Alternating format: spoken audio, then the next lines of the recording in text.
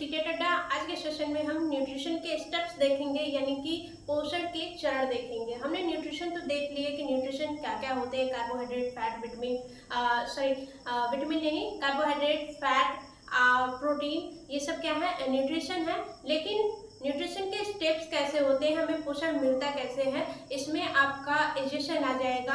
देख लेते हैं स्टार्टिंग से, ठीक है, कि इसमें डाइजेशन आ जाएगा। तो डाइजेशन को भी एकदम अच्छे से पढ़ेंगे, क्योंकि डाइजेशन से बहुत सारे क्वेश्चन सीटेट में पूछे जाते हैं।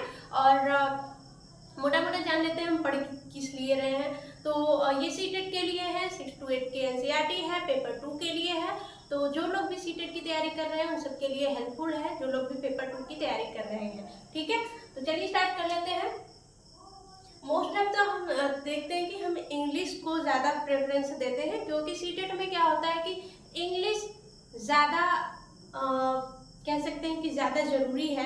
क्योंकि आपका अगर पेपर तो बाइलिंगुअल आता है, हिंदी में भी इंग्लिश में भी, ठीक है। तो हिंदी का अगर आंसर आप सही टिक करते हैं और बाई चांस इंग्लिश में उसका वो आंसर न हो करके दूसरा दे दिया है, मान लीजिए पहला सही, आपका आंसर सही है कि आपने सही आंसर किया, लेकिन इंग्लिश में आपका वही सही आंसर दूसरा दे दिया है, तो वो लोग क्या करते हैं, सीटेट क्या करता है कि उस दूसरे यानी कि इंग्लिश वाले का सही मानता है। ठीक है, तो हमें इंग्लिश को लेकर चलना है, क्योंकि हम अगर सही आंसर भी कर रहे हैं और हमारा एक भी आंसर गलत हो जा रहा है तो ये हमें बिल्कुल भी पसंद नहीं है। ठीक है, तो हमें क्या करना है, हमारा एक नंबर भी सही है तो हमें वो एक नंबर चाहिए। ठीक, तो चलिए स्टार्ट कर लेते हैं। क्या करेंगे हम, स्टेप्स ऑफ न्यूट्रिशन, पोषण के चरण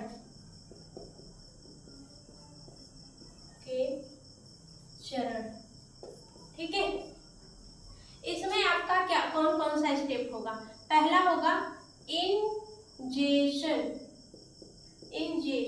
ठीक है, यानी कि अंतर्ग्रहण, क्या,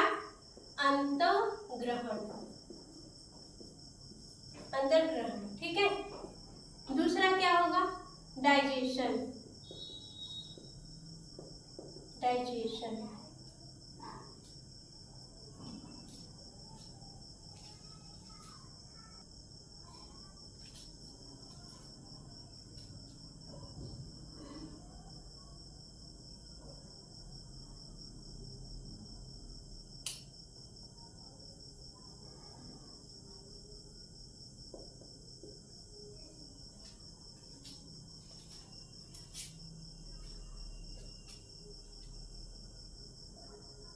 ठीक है। पहला हो गया इंजेशन, दूसरा हो गया डाइजेशन मतलब कि पाचन, ठीक। तीसरा हो जाएगा एसी, पाचन के बाद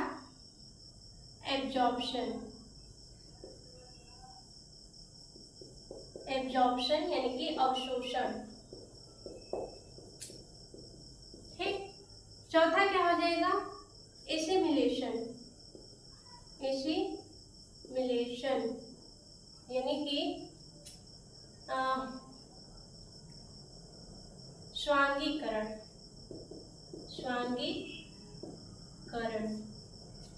फिफ्थ हो जाएगा इजेशन, निष्कासन, ठीक है। तो ये हो गया न्यूट्रिशन का स्टेप। पहले इंजेशन का मतलब कि फूड को अंदर लेना, अपने बॉडी के अंदर लेना, यानी कि सिंपल भाषा में बोले तो खाने को मुंह के अंदर डालना ही क्या होगा, इंजेशन होगा। बॉडी के अंदर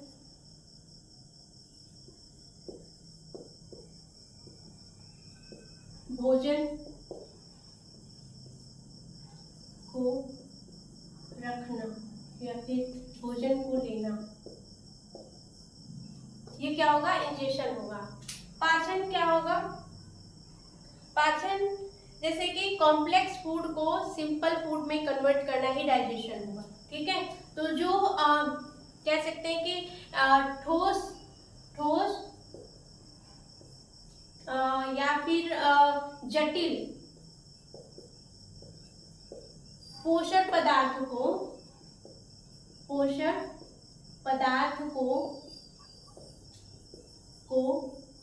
छोटे सिंपल या सरल तथा बोल सकते हैं कि घोल सिंपल सरल छोटे सरल और घोल के रूप में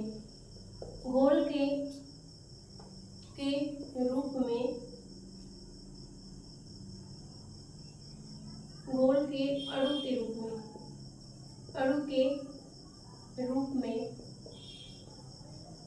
बनाना क्या कहलाएगा? डाइजेशन या फिर पाचन। ठीक, इतना समझ में आ गया। फिर अवशोषण क्या होगा?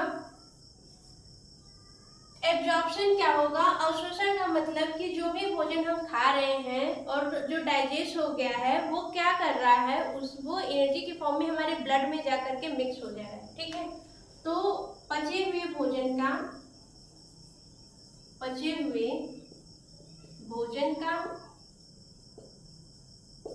ब्लड में मिल जाना क्या कहलाएगा? अवशोषण कहलाएगा। अब एसिमिलेशन यानी कि स्वांगीकरण क्या कहलाएगा? स्वांगीकरण की जो हम खाना खा रहे हैं उससे जो एनर्जी मिल रही है वो हमारी बॉडी की वृद्धि में यूज हो रहा है। ठीक है, हमारी पचे भोजन का, ठीक है, या भोजन से प्राप्त एनर्जी का हमारी बॉडी में उपयोग होना, इसे ही क्या बोलेंगे? स्वांगीकरण बोलेंगे। ठीक है, इजेशन क्या बोलेंगे? ये सारी प्रक्रिया के बाद आपका भोजन आपने अंदर लिया, फिर उसको डाइजेस्ट किया, यानी कि छोटे छोटे जो जटिल कॉम्प्लेक्स पोषण पदार्थ है या फिर ठोस अणु हैं उन्हें छोटे छोटे अणुओं में सरल में या घोल के रूप में परिवर्तित किया, इसे डाइजेस्ट किया, और फिर उसके बाद बचे हुए भोजन जो है उसको वो क्या हुए, जैसे ग्लूकोज हो गया, तो ग्लूकोज हमारी बॉडी में जाकर के मिक्स हो जाता है और फिर वो जो एनर्जी मिलती है वो हमारी बॉडी में उपयोग होती है। ठीक है, तो ये सारे प्रोसेस के बाद जो कुछ तो वेस्ट मटेरियल बचेगा। ऐसा तो है नहीं कि हम जितना खाते हैं सारा हमारी बॉडी में यूज हो जाता है, नहीं, तो जो हम खाते हैं उसमें कुछ वेस्ट मटेरियल होगा। तो वेस्ट मटेरियल का बाहर जो बोल देते हैं वेस्ट मटेरियल का बॉडी से बाहर निकालना क्या बोला जाएगा? निष्कासन बोला जाएगा या फिर इजेशन बोला जाएगा। ठीक है, इतना क्लियर है। अब हम नेक्स्ट टॉपिक पे चलेंगे। ठीक है,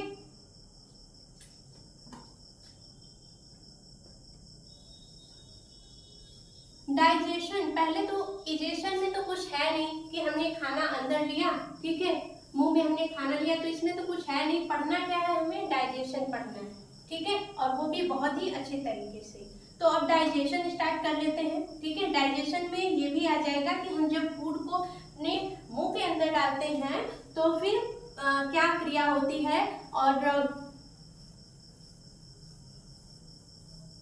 ठीक है प्रोसेस क्या होता है। ठीक, तो स्टार्ट करते हैं सेकेंड वाला। ठीक है, पहला तो इजेशन था, सेकेंड क्या है? डाइजेशन। डाइजेशन यानी कि पाचन। पाचन के बारे में हम क्या जानेंगे? पाचन के बारे में हम ये समझेंगे कि पाचन दो प्रकार का होता है। एक होता है एलिमेंट्री कैनाल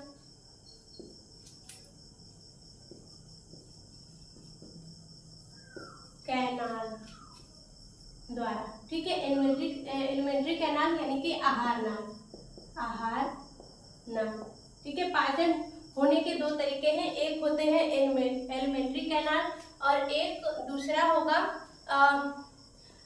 इससे संबंधित ग्रंथियां। ठीक है, तो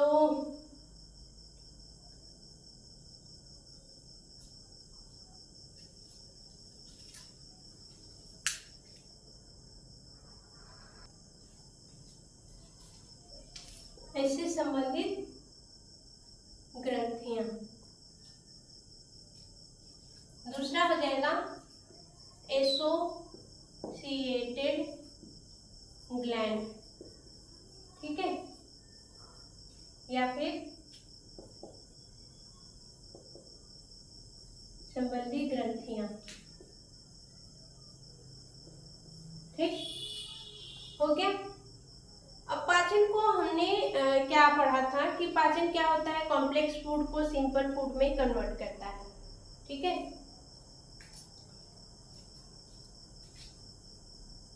पाचन क्या करता है कि कॉम्प्लेक्स फूड को यानी कि जटिल भोजन को डाइजेशन के द्वारा सिंपल फूड में कन्वर्ट होता है। सिंपल फूड में या सरल भोजन में कन्वर्ट होता है। ठीक है, तो कार्बोहाइड्रेट जो है, कार्बोहाइड्रेट डाइजेशन के बाद किसमें कन्वर्ट होता है, ग्लूकोज में। प्रोटीन जो है डाइजेशन के बाद किसमें टूटता है, अमाइनो एसिड में। फैट जो है डाइजेशन के बाद किसमें टूटता है, फैटी एसिड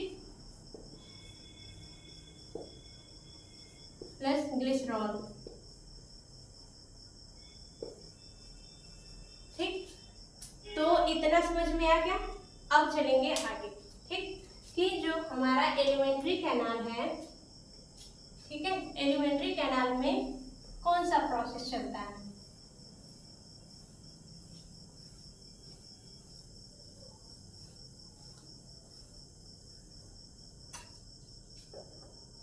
पहली बात तो एलिमेंट्री कैनाल के बारे में हम जान लेंगे। एलिमेंट्री कैनाल की लेंथ क्या होती है, एलिमेंट्री कैनाल की लेंथ क्या होती है, तो इसकी लेंथ होती है 9 मीटर। ठीक, अब इसमें आपका क्या आ जाता है, एलिमेंट्री कैनाल में इसका लेंथ 9 मीटर आ गया और इसमें आ जाएगा छोटी आंत। इसमें छोटी आंत की लंबाई यानी कि स्मॉल इंटेस्टाइन की लेंथ हो जाएगी 6 मीटर और फिर लार्ज इंटेस्टाइन की लेंथ हो जाएगी 1.5 मीटर। ठीक है, तो यहाँ पे ये हम ये देख सकते हैं कि आहार नाल में सबसे लंबा भाग कौन सा होता है, स्मॉल इंटेस्टाइन होता है। कौन सा, स्मॉल इंटेस्टाइन। ठीक, फिर उसके बाद आ जाते हैं, इतना समझ में आ गया। अब यहाँ पे ये भी जान लेते हैं कि एलिमेंट्री कैनाल उन पशुओं का यानी कि आहार नाल उन पशुओं का ज्यादा होता है जो कि घास खाते हैं। ठीक है, तो जो हर्बीवोरस होते हैं, जो पशु हर्बीवोरस होते हैं, उनका जो डाइजेस्टिव सिस्टम लार्ज होता है। क्या होता है, डाइजेस्टिव सिस्टम। आहार, यहाँ पे एलिमेंट्री कैनाल बोलेंगे, यहाँ पे एलिमेंट्री कैनाल क्या होता है, लार्ज होता है, बड़ा होता है। क्यों, क्योंकि वो खाते हैं ग्रीन घास फूस खाते हैं, ये सब्जियां खाते हैं। तो इसमें क्या होता है, सेल्यूलोज पाया जाता है। क्या, सेल्यूलोज। ठीक है। सेलुलोज पाया जाता है जो कि अधिक मात्रा में होता है। क्या होता है? लार्ज होता है, अधिक मात्रा में होता है, अधिक होता है। तो जिसको पचने में ज्यादा वक्त लगता है, इसलिए इनका एलिमेंट्री कैनाल बड़ा होता है मांसाहारी पशुओं के कंपैरिजन में। ठीक है, मांसाहारी जो पशु होते हैं उनका एलिमेंट्री कैनाल उनके एलिमेंट्री कैनाल की अपेक्षा जो शाकाहारी हर्बीवोरस होते हैं तो उनका एलिमेंट्री कैनाल बड़ा होता है। ठीक है, इतना समझ में आ गया। अब आगे चलेंगे।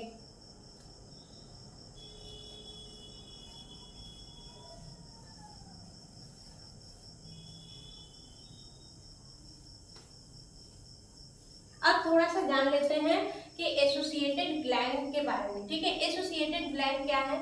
जैसे कि आपका हो गया लिवर, यकृत, ठीक है, कलेजा, ठीक है, इसे बोलते हैं। ठीक, तो लिवर, और फिर आपका हो गया पैनक्रियाज,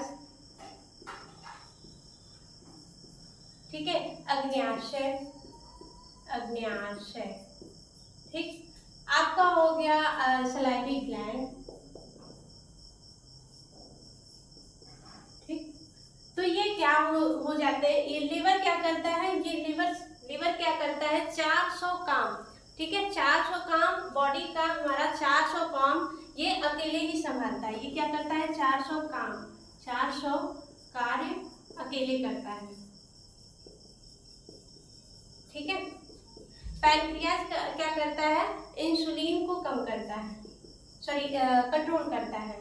इंसुलिन यानी कि शुगर, बोलते हैं शुगर, बोलते हैं ना किसी को शुगर हो गया तो इसे क्या करता है? कंट्रोल करता है, इंसुलिन कंट्रोल करता है। सलाइवरी ग्लैंड क्या करता है? भोजन को पचाने में मदद करता है। सबसे पहले भोजन को पचाना स्टार्ट करता है।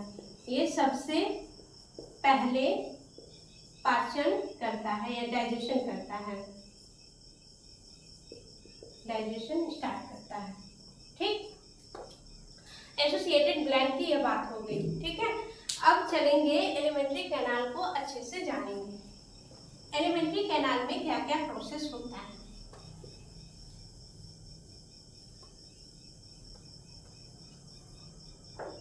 एलिमेंट्री कैनाल की अगर बात करें, यहाँ पे लिख लेते हैं एलिमेंट्री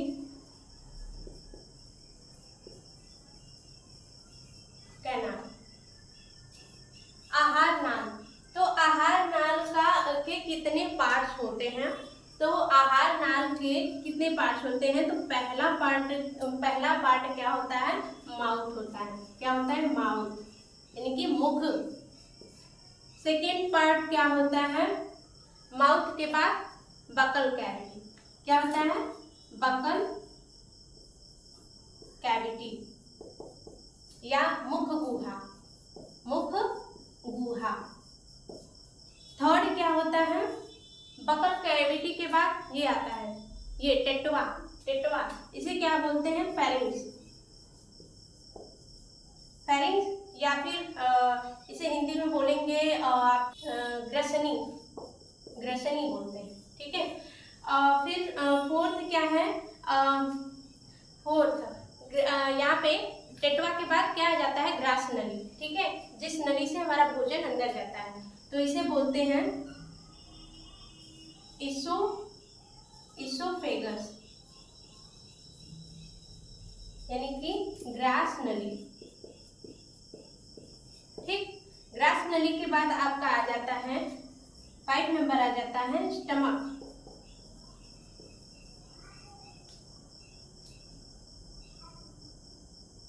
स्टमक यानी कि अमाशय। ठीक, फिर 6 नंबर पे क्या आ जाएगा? अमाशय के बाद क्या आ जाएगा? Large intestine, sorry small intestine, यानी कि छोटी आंत। फिर 7 नंबर आ जाएगा लार्ज इंटेस्टाइन, बड़ी बचेगा एनस, इसे बोलते हैं मलाद्वार। ठीक है, तो ये हो गया आपका एलिमेंट्री कैनाल के पार्ट्स कि किस किस पार्ट से मिल करके एलिमेंट्री कैनाल बना हुआ है। अब हम एक एक पार्ट के बारे में पढ़ेंगे। ठीक है, डाइजेस्टिव सिस्टम को इतने अच्छे तरीके से इसलिए पढ़ा जा रहा है क्योंकि इससे क्वेश्चन बहुत ही डीप तरीके से पूछा जाता है कि सारे पार्ट के बारे में पता होना चाहिए, सबका कार्य क्या है। ठीक है, तो सबका पता होना चाहिए। ठीक, ये हो गया। ठीक है, अब चलते हैं नेक्स्ट। पहला हमारा है मुख। ठीक है, पहला मुख के बारे में हम जानेंगे। तो पहला है मुख यानी कि माउथ। तो माउथ का काम क्या होता है? सबसे पहले अगर क्वेश्चन में पूछ देता है, क्वेश्चन में पूछा हुआ है कि सबसे पहले भोजन का डाइजेशन कहाँ स्टार्ट होता है, तो ऑप्शन के हिसाब से हम आंसर करेंगे। अगर ऑप्शन में माउथ दिया है और बाकी कुछ भी दिया है तो उससे मतलब नहीं है, माउथ आंसर करेंगे। लेकिन माउथ के अलावा अगर बकल कैविटी दिया है, क्या बकल कैविटी यानी कि मुख गुहा, तो माउथ से पहले हम इसे प्रायोरिटी देंगे। यानी कि डाइजेशन सबसे पहले स्टार्ट कहाँ होता है? बकल कैविटी से, तो इसे प्रायोरिटी देंगे। अगर ये बकल कैविटी नहीं दिया है, कुछ और दिया है, तो हम क्या करेंगे? माउथ को ही आंसर करेंगे। ठीक है, अब इतना समझ में आ गया। अब हम चलेंगे आगे। ठीक है, माउथ में हमारी दो चीजें होती हैं डाइजेशन के लिए। ठीक है, माउथ में दो चीजें होती हैं डाइजेशन के लिए। कौन सा? एक होता है टंग यानी कि जीभ, और दूसरा होता है टीथ यानी कि दांत। ठीक है, इनके बारे में पढ़ेंगे। टंग जो होता है ये केमिकल डाइजेशन करता है। केमिकल डाइजेशन के लिए ये क्या करता है? फिजिकल डाइजेशन के लिए, फिजिकल डाइजेशन के लिए। ये केमिकल डाइजेशन क्यों? क्योंकि जो हमारे माउथ में क्या होता है, जैसे हम भोजन लेते हैं, सलाइवा होता है, और सलाइवा जीभ क्या करता है? भोजन को, जीभ तो ऐसा है नहीं कि ये भोजन को तोड़ेगा, फोड़ेगा, काटेगा। जीभ क्या करता है? इधर से उधर उलटता पलटता है और उसमें सलाइवा मिक्स करता है। ठीक है, तो ये हो गया केमिकल। सलाइवा का मिक्स होना, जो एंजाइम है, एंजाइम का मिक्स होना क्या हो रहा है? केमिकल रिएक्शन हो रहा है। ठीक है, और जो टीथ है वो क्या करता है? भोजन को काटना, फिर उसको चीरना फाड़ना, फिर उसको टीज करना, पीसना, ठीक है, चबाना, चेविंग करना, वो क्या है? फिजिकल डाइजेशन है। फिजिकली तरीके से उसको डाइजेस्ट कर रहा है, छोटे छोटे पार्ट में तोड़ रहा है, फिजिकल डाइजेशन हो गया। और ये क्या कर रहा है? फिजिकली नहीं करके उसमें क्या कर रहा है? एंजाइम को मिक्स कर रहा है, तो वो हो गया केमिकल डाइजेशन। ठीक है, ये हो गई टीथ और टंग की बात।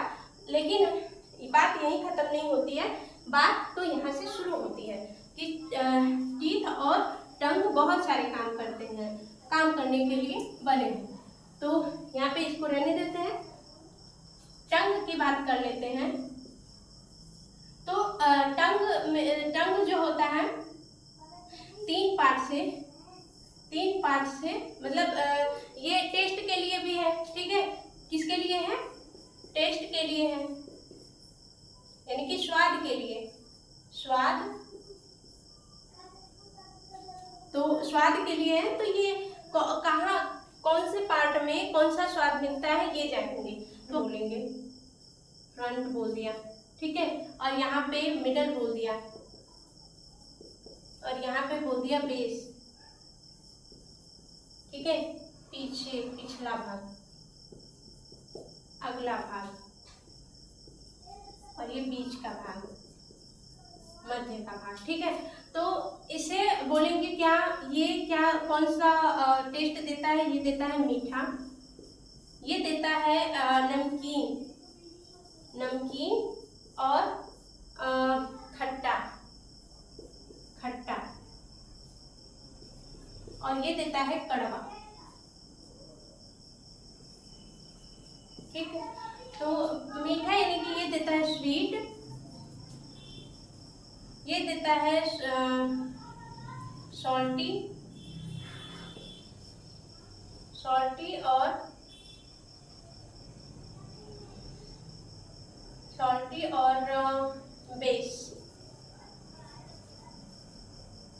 बेसिक, और ये बिटर। ठीक है, इतना समझ में आ गया कि जो फ्रंट का पार्ट है ऐसे बना करके एक बार देख लेते हैं। ये जीभ का पार्ट है, ये आगे वाला स्वीट होगा, ये स्वीट होगा, मीठा होगा, और ये पीछे वाला कड़वा होगा। बीच का जो बच रहा है साइड का, तो ये जो साइड के होंगे, ठीक है, तो ये हो जाएगा सॉल्टी, सॉल्टी प्लस, इसे बोलेंगे सॉल्टी प्लस आपका बेसिक यानी कि खट्टा। ठीक है, नमकीन और खट्टा बोलेंगे। ठीक, अब जान लेते हैं थोड़ा सा टीथ के बारे में। ठीक, टीथ के बारे में जान लेते हैं।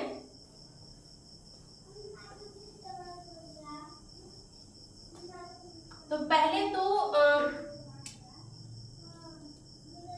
टीथ के लेयर के बारे में जान लेंगे। क्या करेंगे, टीथ के लेयर के बारे में जान लेंगे। तो टीथ के 3 लेयर होते हैं। कौन कौन से होते हैं? एक होता है एनामिल, एनामिल, ये होता है अपर पार्ट। फिर मिडल पार्ट कौन सा होता है?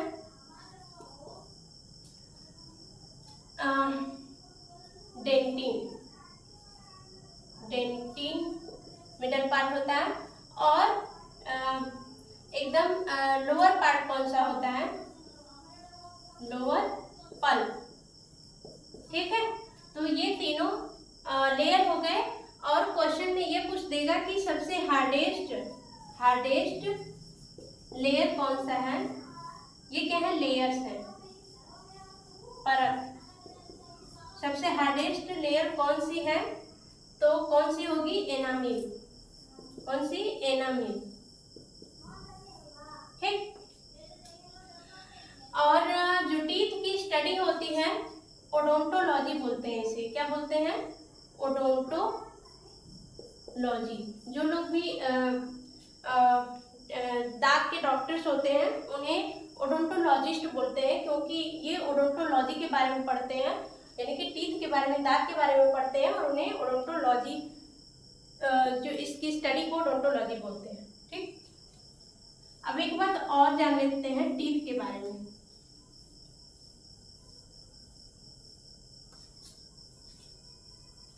वो कौन सी बात है कि टीथ के टाइप कितने होते हैं। ठीक है, यहाँ पे टीथ है, टीथ के टाइप यानी कि प्रकार। तो टीथ के टाइप आपके पहला, ये 4 प्रकार के होते हैं। पहला कौन सा हो जाएगा? कृंतक, कृंतक। दूसरा रदनक। तीसरा अग्रचवड़क, और चौथा चौवड़क। इसे बोलेंगे इंसीसर, इसे बोलेंगे कैनिन्स, इसे बोलेंगे प्रीमोलर, इसे बोलेंगे मोलर। ठीक है, कृंतक का मतलब का काम होता है काटना, फूड को क्या करना? काटना। ठीक है, जैसे आपने कोई भी खाना लिया उसको काटा, ठीक, ये काटना। इसका काम होता है चीरना फाड़ना, चीरना और उसे फाड़ना। जैसे आपने खाना, जैसे रोटी हुई, रोटी का टुकड़ा आपने काटा, फिर आपने उसको क्या किया? छोटे छोटे टुकड़ों में चीरा फाड़ा। ठीक, प्रीमोलर और मोलर का काम होता है उसको पीसना या फिर उसको चबाना, शेविंग, शेविंग यानी कि चबाना। ठीक है, ये हो गया इसका काम। अब क्वेश्चन में ये पूछ देता है, ठीक, इतना समझ आ गया। अब क्वेश्चन इससे क्या क्या पूछ देता है क्वेश्चन इससे ये पूछ देता है कि बताइए कि ये भी जान लीजिए कि टीथ में आपका ओरिजिन जो होता है यानी कि उत्पत्ति आपका एक होता है मिल्क टीथ और एक होता है परमानेंट टीथ। ठीक, मिल्क टीथ कितने होते हैं? ये होते हैं 20 और ये होते हैं 32। मिल्क टीथ का फार्मूला होता है 2102 इंटू का 2, ये कितना हो जाएगा 2 1 3 2 5 5 5 10 10 दूनी का 20। ठीक है, ये हो गए 20। ठीक, और यहाँ पे इसका फार्मूला होता है 2123 इंटू का 2 बराबर 32। 3 2 5 6 2 8 8 8 16 16 दूनी का 32। ठीक है, तो ये होता है फार्मूला। ठीक, तो इसमें पूछ देगा कि 2 बार कौन से दांत होते हैं जो 2 बार उगते हैं। ठीक है, तो जैसे कि पहला दांत आपने मिल्क टीथ 20 होते हैं, फिर वो टूटने के बाद फिर परमानेंट कौन से टीथ होते हैं 32 होते हैं। ठीक है, तो 20 दांत तो दोबारा से फिर 20 दांत तो जमे ही थे, एक बार निकले ही थे, फिर दोबारा से 20 निकले और फिर प्लस कितने निकले 12। ठीक है, तो 2 बार उगने वाले दांतों की संख्या तो 20 होगी। ठीक है, दोबारा उगने वाले दांत की संख्या कितनी होगी 20 होगी। ठीक है, तो आज के लिए रहने देते हैं, आगे पढ़ेंगे और इतना और जान लेते हैं। आपका माउथ था, माउथ के बाद आपका क्या था बकल कैविटी। तो बकल कैविटी में हमने देख लिया कि टंग होता है, टीथ होता है, दोनों के बारे में हमने पढ़ लिया। अब उसके बाद आ जाएंगे हम फेरिंग्स पे यानी कि टेटवा। इसे बोलते थे, इसका हिंदी में नाम था हिंदी में इसका कुछ तो नाम था, क्या था फेरिंग्स।